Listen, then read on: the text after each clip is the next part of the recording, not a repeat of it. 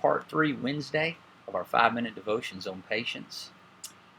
When the Bible speaks of patience, particularly in Galatians, as it shows it to be one of the fruit of the Spirit, and in 1 Corinthians 13, as it discusses it as being one of the main characteristics of love, it ought to be critical to us as believers to say we want to have patience. But yet the thing that we hear oftentimes from Christians is that we'll make the statement such as, oh, I just don't have any patience whatsoever.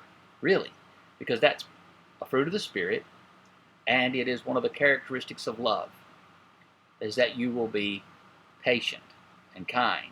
Also, that it is just absolutely expected by a believer. It would be unusual if a believer didn't have patience. So when we make that statement, what are we saying? We're making a glaring declaration about our position with our Lord. Now, there is a story in the book of Luke, chapter number 18, about an unjust judge. It says, there was in a city a judge which feared not God, neither regarded man.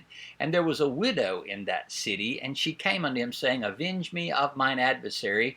And he would not for a while, but afterward he said within himself, Though I fear not God nor man, yet because this widow troubleth me, I will avenge her, lest by her continual coming she weary me.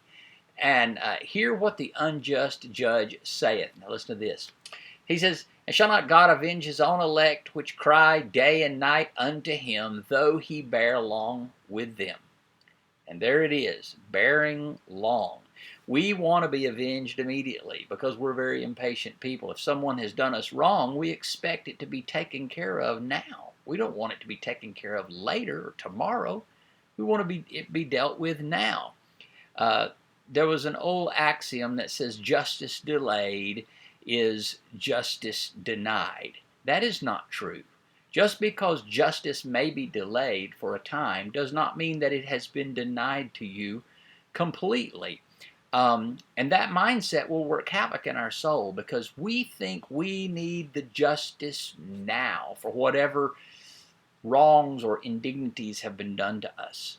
If we have someone who appears to have offended us or injured us in any way, one of the things that we immediately do is we want it to be rectified this moment. And we have to understand that God will avenge his own elect, which cry unto him day and night, though he bear long with them. He goes on to say, I tell you that he will avenge them speedily. Nevertheless, when the Son of Man cometh, shall he find faith on the earth? What a telling statement. He said, I'm going to avenge them speedily. Oh, that means it's going to be in my time frame, right? No. When the judgment comes, it will come swiftly. It won't be delayed. It will be taken care of. But the question is when the Son of Man comes, shall he find faith on the earth? Why would faith be included in this with patience? Because of what we've been learning all week long. That to be patient in the Lord is to be exercising faith that a sovereign God is really going to do what he said he's going to do. So for all of us out there in the world, in the religious world that says we believe in a sovereign God, we trust only in a sovereign God, can we also be those same people that say that means that when God doesn't act as quickly as I think he should act in vindicating me or caring for me in some situation, that he has done wrong? Can we accuse God falsely in that? Absolutely not.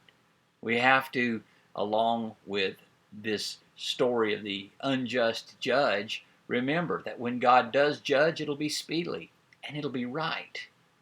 But when the Son of Man cometh, shall he find faith on the earth? Will there be people patiently waiting on the return of the Lord, looking for his coming? I hope that's the case with you. And therefore, by exercising that faith, the very declaration you're making is, I will be patient. This parable calls us not to faint, not to become weary in well-doing just because we don't have all the answers we want today. We may need to continue to wait on the judge. And may the Lord be glorified in this.